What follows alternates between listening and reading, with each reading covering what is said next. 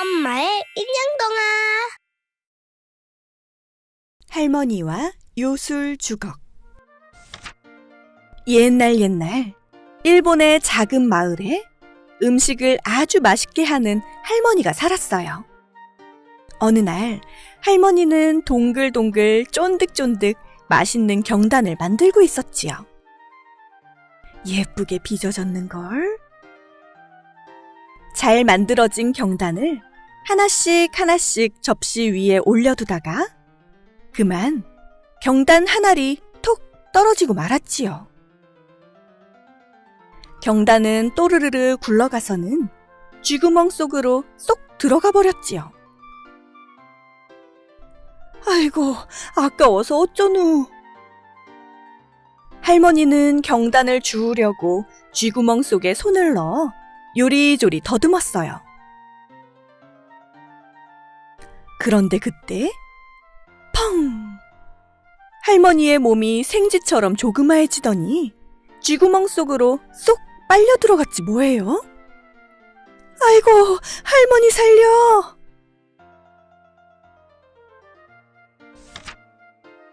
쿵! 쥐구멍 속으로 떨어진 할머니는 깜짝 놀랐어요. 마치 해가 뜬 것처럼 밝은 데다가 눈앞으론 오솔길이 이어져 있었거든요. 대체 여기가 어딘고? 가만히 있어보자. 경단도 이쪽으로 굴러갔으려나? 할머니는 경단을 찾아서 오솔길을 따라 걸어갔지요. 얼마 후 길가에 서 있는 커다란 돌장승 부부를 만났어요.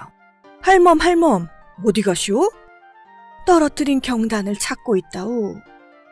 그 경단 한참 전에 우리가 먹었어. 동글동글 쫀득쫀득 아주 맛있더이다.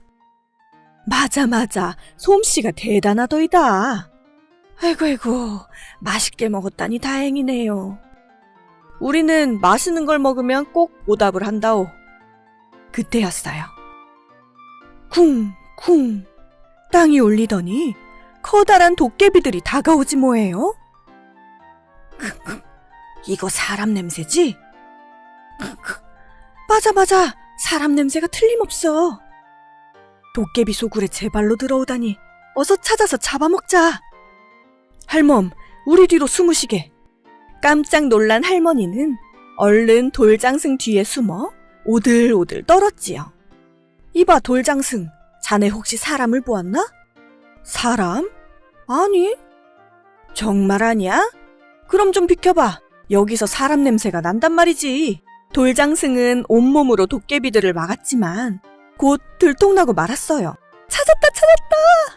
도깨비들은 무시무시한 입을 쩍 벌리고 할머니를 잡아먹으려고 했지요. 아이고, 할머니 살려! 그때 돌장승이 소리쳤어요. 잠깐! 이 할멈은 음식 솜씨가 아주 좋단다. 너희들 사람밥을 좋아하지 않니? 오호라, 그래? 그럼 할멈, 살려줄 테니 우리 집에 가서 밥 좀 해주시게. 그렇게 할머니는 돌장승 부부 덕분에 목숨을 건지고 도깨비들과 함께 길을 떠났어요. 너른 강 건너 산중에 보이는 으리으리한 기와집이 바로 도깨비 집이었지요. 집에 도착한 도깨비들은 할머니에게 주걱 하나를 주며 말했어요. 이 주걱은 쌀 한 톨로 솥을 가득 채울 수 있는 요술 주걱이라네. 자, 이걸로 어서 밥 좀 지어주시게. 밥 짓는 게 뭐 어려운 일이라고. 배불리 먹여주면 보내줄지도 몰라. 할머니는 도깨비들이 알려준 대로 커다란 솥에 쌀 한 톨을 넣고 요술 주걱으로 휘휘 저었어요. 그러자 정말로 슬금슬금 쌀이 늘어나더니 커다란 솥을 가득 채웠지요. 신기해라. 이것만 있으면 우리 마을 사람들 밥 걱정은 없겠구만. 도깨비들은 할머니가 차려준 밥을 순식간에 먹어치웠어요. 게다가 얼마나 많이 먹는지 할머니는 하루 종일 부엌을 떠나지 못했지요. 우와, 진짜 맛있다. 할멈, 평생 여기서 밥 지어주셔야겠네. 시간이 얼마나 흘렀을까요? 도깨비들은 절대 할머니를 놓아줄 생각이 없어 보였어요. 할머니는 집에서 기다리고 있을 가족들이 보고 싶어서 매일 눈물을 흘렸지요. 저 위에서 내 새끼들이 얼마나 걱정하고 있을꼬. 이대로는 안 되겠어. 며칠 후 할머니는 맛있는 잔치 음식을 상다리가 부러지게 차렸어요. 우와, 맛있겠다. 다 내 거야. 무슨 소리? 내가 다 먹을 거야. 도깨비들이 아웅다웅 싸우고 허겁지겁 먹더니 두둑한 배를 쓰다듬으며 쿨쿨 잠이 들었지요. 할머니는 그때를 기다렸다가 요술 주걱을 챙겨서 슬그머니 집을 나와 강가로 뛰어갔지요. 강가에 도착한 할머니는 메어둔 배를 타고 열심히 노를 저었어요. 아이고 힘들다. 들키기 전에 얼른 가야지. 그런데 벌써 배가 꺼진 도깨비들이 쏜살같이 할머니를 쫓아오고 있지 뭐예요? 거기서 당장 서지 못해? 우리 수영 못한단 말이야. 에이, 안 되겠다. 도깨비들은 강물에 입을 대더니 꿀꺽꿀꺽 모조리 마셔버렸어요. 그리곤 할머니를 잡으러 쿵쾅쿵쾅 걸어왔지요. 아이고, 이제 꼭 죽겠구나. 에휴, 그래. 죽기 전에 춤이나 실컷 추자. 할머니는 뱃머리에 올라가 덩실덩실 실룩실룩 우스운 춤을 추었어요. 아싸, 신난다. 좋다, 좋아. 그 모습을 본 도깨비들은 웃음이 터져 어쩔 줄 몰라 했지요. 아이고 웃겨. 으하하하, 배꼽 빠지겠네. 도깨비들이 웃을 때마다 입에서 강물이 비죽비죽 흘러나오더니 이내 와르르 폭포처럼 쏟아져 내려 도로 강을 메웠지요. 수영을 못하는 도깨비들은 강물에서 빠져나오지 못했어요. 어프. 됐다. 할머니는 이 틈을 타 재빨리 강을 건넜지요. 여기까지 오기는 했는데 이제 어디로 가야 할꼬? 할멈, 이쪽이야, 이쪽. 그때 저 멀리서 할머니를 부르는 소리가 들렸지요. 돌장승 부부였어요. 할머니는 돌장승 부부의 목소리를 따라 열심히 걸어갔지요. 이윽고 익숙한 오솔길에 오붓하게 서 있는 돌장승 부부가 보였어요. 참말로 고마워요. 나를 불러주지 않았다면 절대 길을 찾을 수 없었을 거예요. 뭘, 다음에 경단 2개만 더 떨어뜨려 주시게. 그렇게 할머니는 무사히 원래 세상으로 돌아올 수 있었답니다. 그 후로 할머니는 요술 주걱으로 고슬고슬 따뜻한 밥을 잔뜩 지어서 가난하고 배고픈 사람들에게 나눠주며 행복하게 살았더래요.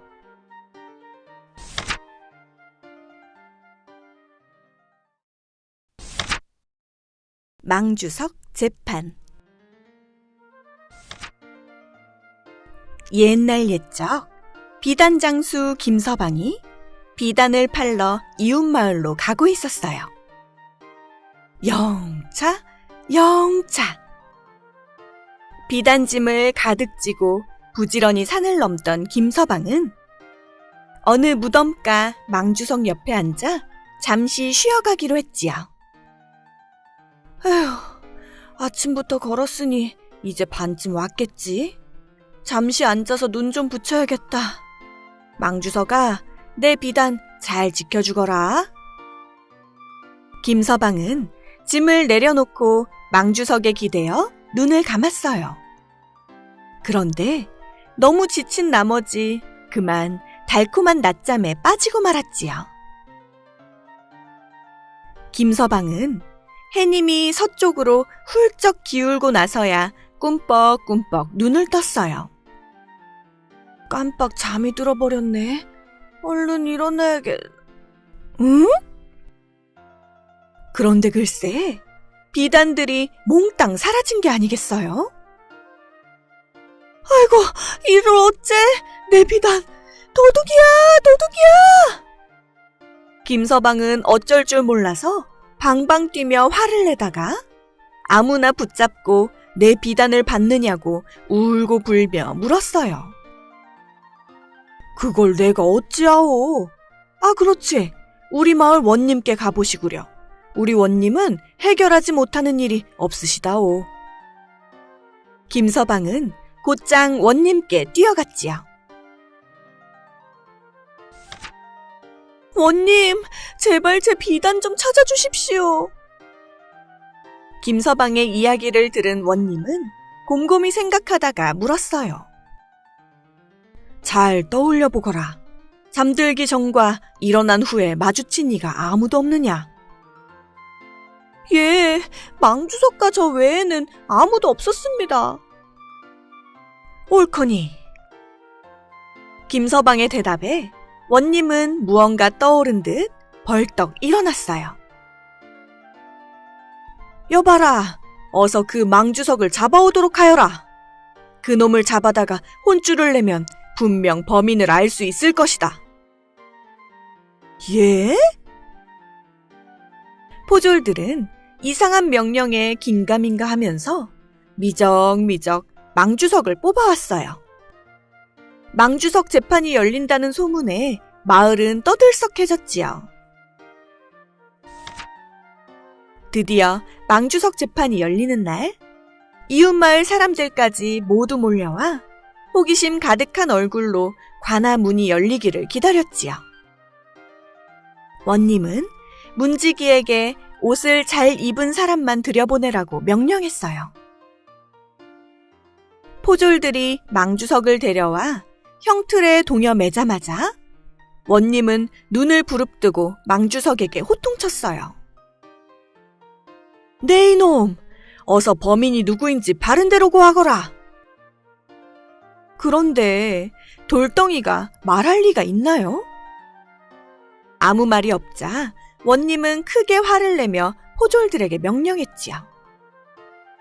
오호라, 아무래도 도둑놈과 한패인가 보지?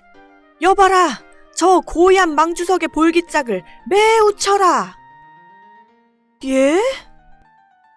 포졸들은 마지못해 몽둥이로 망주석을 마구 때렸어요. 망주석을 때릴 때마다 나무 몽둥이들이 뽀각뽀각 부러졌지요. 퍽, 뽀각, 퍽, 뽀각. 그 모습을 본 구경꾼들은 웃음을 참지 못했어요. 아이고 배야, 저 망주석 좀 보게. 아주 입이 무겁군 그래? 하하하, 맷집도 대단하구먼. 재판장은 한바탕 웃음바다가 되었지요. 그러자 원님은 잔뜩 화를 내며 벌떡 일어나 말했어요. 지엄한 재판 중에 시시덕거리다니. 지금 웃은 자들을 모두 옥에 가두어라. 옥에 갇힌 사람들은 한 번만 용서해달라고 싹싹 빌었어요. 원님은 사람들을 풀어주는 대신 한 가지 조건을 걸었지요. 3일 안에 비단 한 필씩 바치면 풀어주겠노라. 사람들은 쏜살같이 뛰쳐나가 비단을 구해왔지요. 원님은 김서방을 불러다가 비단을 살펴보게 했어요. 이 중에 잃어버린 비단이 있는가? 김서방은 한눈에 자신의 비단들을 찾았지요. 이 고운 빛깔, 어여쁜 자수, 이 비단들은 제 비단이 틀림없습니다.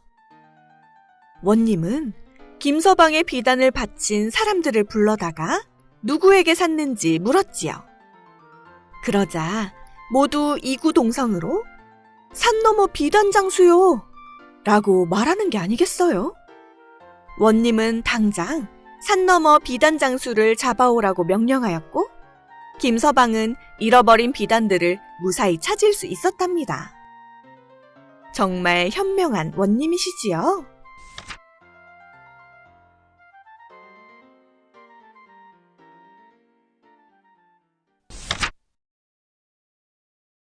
야광 귀신.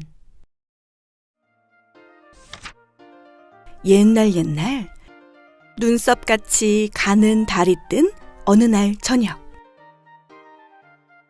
한 자매가 따뜻한 방 안에서 도란도란 이야기를 나누고 있었어요.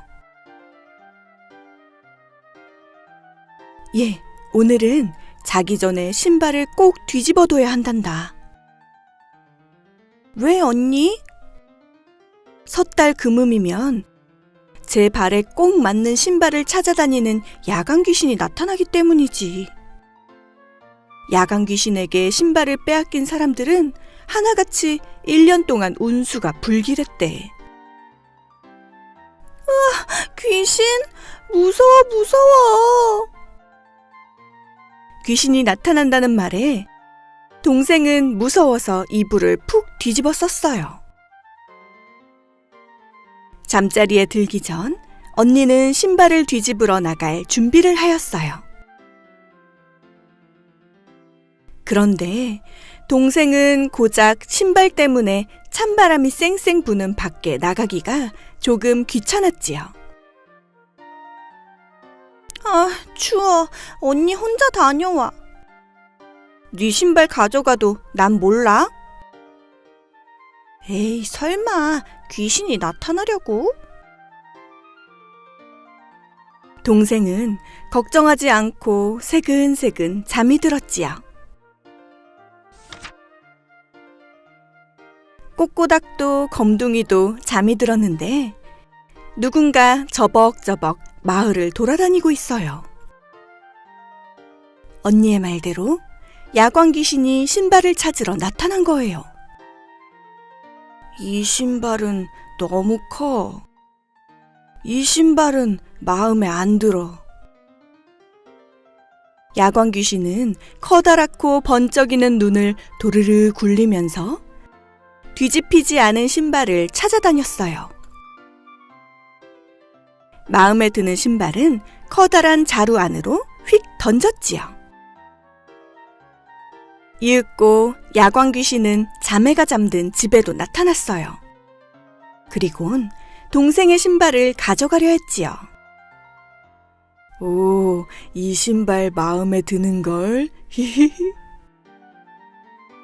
야광 귀신이 동생의 신발을 자루에 넣고 살금살금 문 밖을 나서려던 그때 대구르르 톡!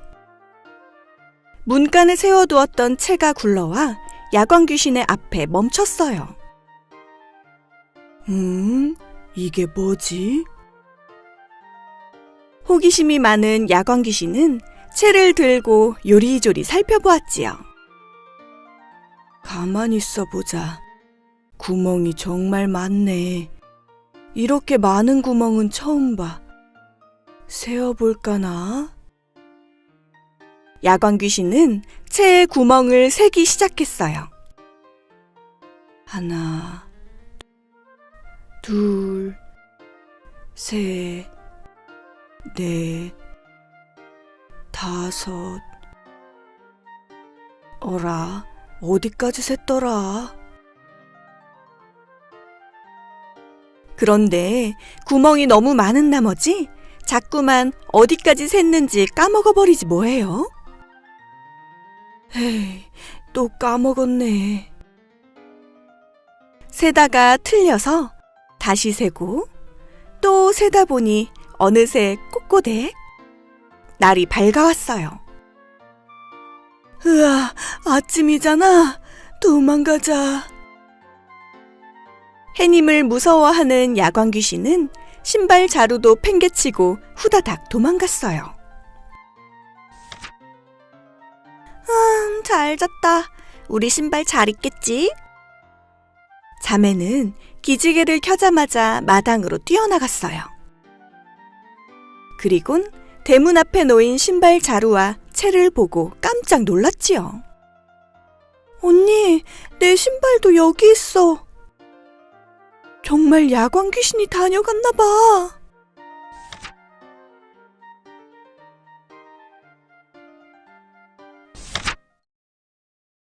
용이 된 잉어 할머니.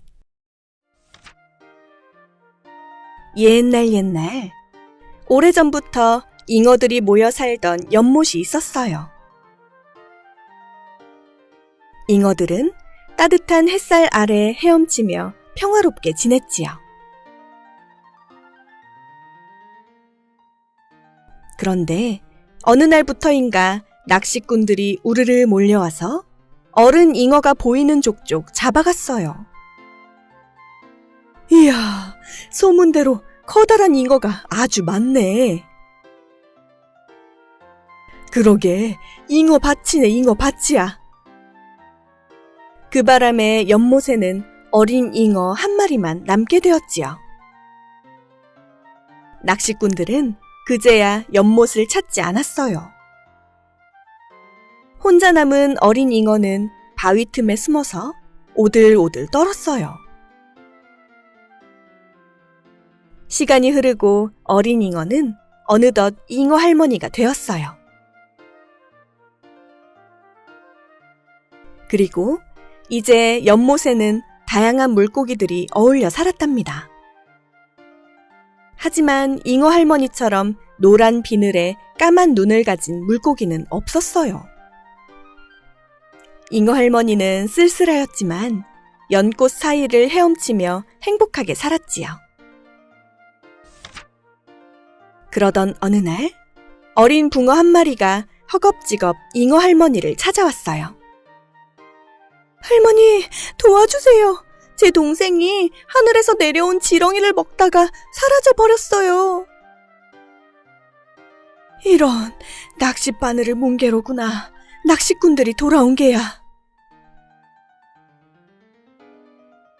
아기 붕어를 시작으로 연못에는 똑같은 일이 반복되었어요. 잉어 할머니는 어린 시절 낚시꾼에게 잡혔던 끔찍한 기억이 떠올랐어요. 정말이지, 눈 깜짝할 새였어. 컴컴한 손길에 번쩍 들려서 퍽 내리쳐졌는데 눈 떠보니 가족들과 형제들이 뻐끔뻐끔 울고 있더구나. 그때 아버지가 말씀하셨지. 우리는 지금 낚시꾼에게 잡힌 거란다. 하지만 넌 아직 어린 물고기니까 살 수 있을 거야. 인간은 워낙 욕심이 많아 더 키워서 잡아먹을 궁리만 하거든. 살아서 나가거든 이 연못을 떠나 넓은 냇가로 가거라. 그리고 장마철이 되면 물줄기를 타고 아래로 헤엄치거라. 알았느냐? 아버지의 말씀대로 살 수 있었지만 가족과 형제들 없이 살며 여러 번 죽을 고비를 겪었단다. 이런 일이 반복되어서는 안 돼. 그리하여 잉어 할머니는 연못의 물고기들을 모두 불러 모았어요. 붕어, 송사리, 피라미 가족과 가재, 개구리, 도롱뇽까지 모두 모였지요. 그러나 평소에 다른 물고기들을 괴롭혔던 메기, 가물치, 뱀장어들은 코웃음을 치며 끝내 보이지 않았어요. 불안한 물고기들은 저마다 목소리를 높였어요. 할머니, 무슨 방법이 있는 거지요? 잉어 할머니는 창포꽃이 드리운 바위에 기대어 이야기를 시작했지요. 여러분, 나는 우리끼리 지지고 볶고 즐겁게 지내는 이 연못이 참 좋소. 그런데 요즘 낚시꾼들이 우리 가족들을 잡아가고 있어서 예전 같지 않구려. 잉어 할머니는 휘우 숨을 몰아쉬고 다시 입을 뗐어요. 그때 성격 급한 쉬리가 쏘아붙였어요. 답답하네. 그래서 뭐 어쩌잔 거요? 이렇게 하자든가 하는 방법을 말씀해야 할 게 아니오. 우리가 살 길은 이제껏 먹었던 지렁이, 파리 같은 것들을 당분간 먹지 않는 것이오. 욕심을 조금 버리면 낚시꾼들의 미끼에 걸릴 일도 없을게요. 그러자 자가사리가 날카로운 수염을 실룩거리며 쭉 째진 입으로 빈정거렸어요. 저는 그 말씀에 불만이 있습니다. 아시다시피 전 생고기만 먹는데 그리 되면 나 같은 놈은 아주 굶어 죽어버리란 말씀이요? 하루 종일 일 없이 빈둥대는 인간들도 아침밥은 먹더이다. 아무렴 내가 그들만도 못하단 말이오? 잉어 할머니는 자가사리를 타일렀어요. 우리끼리 투닥대는 게 무슨 소용이 있을꼬. 고소한 나무 열매, 날아드는 갖가지 벌레도 많으니 얼마든지 평화롭게 지낼 수 있다네. 이제라도 함께 어울려 잘 지내봅시다. 그리고 한층 목청을 높여 모두를 향해 말했어요. 여러분, 만약 내 말을 듣지 않으면 평화로운 연못은 사라져버릴 테니 꼭 명심하시오. 회의에 모인 물고기들은 잉어 할머니의 말씀을 따르기로 했지요. 하지만 자가사리는 아니었어요. 새까만 얼굴로 씩씩대며 가물치와 메기, 뱀장어를 찾아가 일러바치고는 저들끼리 잉어 할머니를 무시했지요. 잉어 할머니도 이 사실을 알았지만 마음 쓰지 않았어요. 이후 잉어 할머니의 말씀을 따른 물고기들은 더 이상 미끼를 물지 않았어요. 계속 허탕을 치자 낚시꾼들은 이제 미꾸라지나 개구리 같은 고기를 미끼로 쓰기 시작했지요. 잉어 할머니를 무시했던 자가사리, 가물치, 메기, 뱀장어들은 그 미끼에 사로잡혀 냉큼 물어버리곤 모두 어디론가 사라져버렸어요. 잉어 할머니의 지혜 덕분에 진정한 평화가 찾아온 것이지요. 잉어 할머니 만세! 연못의 물고기들은 잉어 할머니를 사랑하고 존경하며 잘 모셨어요. 그러던 어느 이른 아침이었어요. 맑은 하늘에 오색 안개가 피어오르더니 잉어 할머니가 두둥실 떠오르는 게 아니겠어요? 잠시 후 안개 속에서 황금빛 비늘과 번쩍이는 여의주를 쥔 용 한 마리가 나타났지요. 한 선녀님이 지혜롭고 다정한 잉어 할머니를 용으로 만들어준 거예요. 용이 된 잉어 할머니는 안개구름을 타고 하늘로 올라갔지요. 잉어 할머니가 사라진 연못에는 예쁜 무지개가 방긋 떠올랐답니다.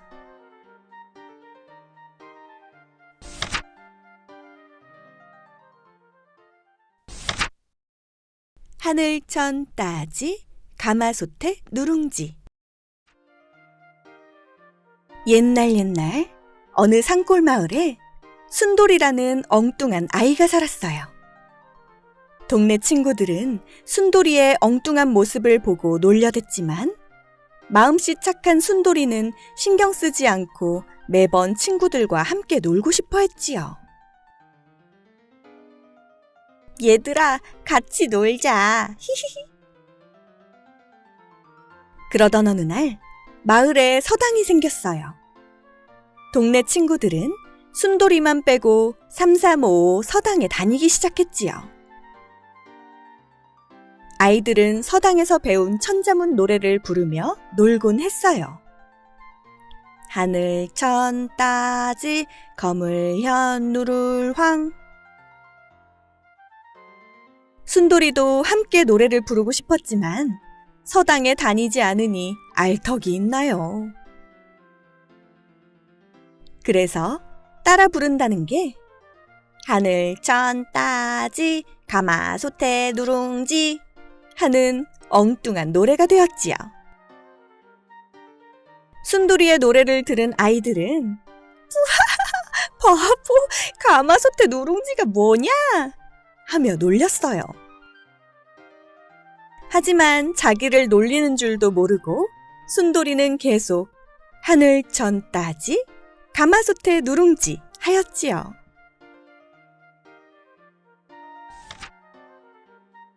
한편 이 모습을 본 어머니는 걱정이 되었답니다.